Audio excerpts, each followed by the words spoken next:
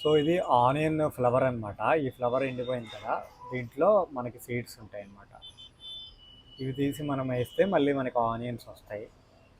దీన్ని తీసి మళ్ళీ వేసినప్పుడు ప్లాంట్స్ వచ్చేటప్పుడు చూపిస్తాను మీకు.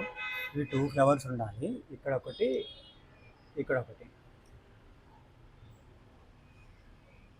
ఇగో ఈ నల్లగా ఉంది కదా! ఇది సీడ్ అనమాట. సో ఇది మనం ఇట్లా మట్టిలో వేసినప్పుడు మనకి ఫ్లవరింగ్ వస్తుంది. అండ్ మొన్న బనానా ఫెర్టిలైజర్ వేసాం కదా మనం ఒక 20 days బ్యాక్. చూసారా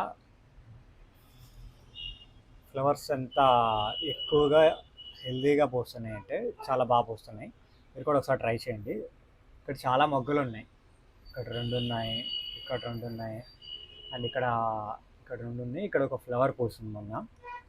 అండ్ అట్లా ఎక్కువ వస్తూ ఉంటాయి అన్నమాట. అట్లా మనం మంత్లీ ఒక 1 or 2 times ఎవ్రీ 15-20 daysకి ఒకసారి వేసుకుంటే పాడైపోయిన ఫ్రూట్స్ కానీ ఏమైనా ఇలా మొక్క చాలా హెల్దీగా ఉంటుంది. అండ్ అట్లాగే ఒక దోసకాయ కొంచెం కుళ్ళిపోయింది, అది ఇక్కడ వేసామన్నమాట. అది కూడా కొంచెం సాయిల్లో కుళ్ళిపోయి వెళ్ళినప్పుడు కొంచెం స్ట్రెంగ్త్ వచ్చింది మొక్కకి, కాబట్టి అలా వేసాము. అండ్ చిన్న చిన్న కరివేపాకు గింజలు వేసాము, కరివేపాకు మొక్కలు వచ్చినాయి. పుదీనా కూడా బాగా వస్తుంది.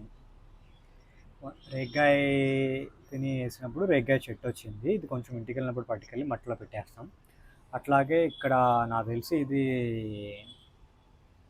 ఏదో ఫ్రూటే తిని వేసాము. ఇది ఏ ఫ్రూట్ ప్లాంట్ అనేది ఇంకా ఐడియా రాలేదు. కొంచెం పెరిగితే క్లారిటీ వచ్చింది అనుకుంటున్నాం. మీకు ఎవరికైనా తెలిస్తే ఈ ప్లాంట్ ఏమై ఉండొచ్చు అనేది ఒకసారి కింద కామెంట్ పెట్టండి. అలాగే ఈ షార్ట్ ఎవరైతే ఫస్ట్ టైం చూస్తున్నారో వాళ్ళు please to subscribe Pramod Sebastian channel. అలాగే వెళ్ళి మిగతా షార్ట్స్ కూడా చూడండి. తమలపాకు మొక్క బాగా పెరుగుతుంది. ఇది బయట నర్సరీ నుంచి తెచ్చింది. లైక్ అట్లా ఫ్రూట్ ఫెర్టిలైజర్ వేసుకోవడం వల్ల మనకి ఫ్లవరింగ్తో పాటు మొక్క కూడా చాలా హెల్తీగా ఉండి త్వరగా పెరిగిద్ది అనమాట. చూసారు కదా ఆకులు చాలా థిక్గా చాలా ఫ్రెష్గా ఉన్నాయి.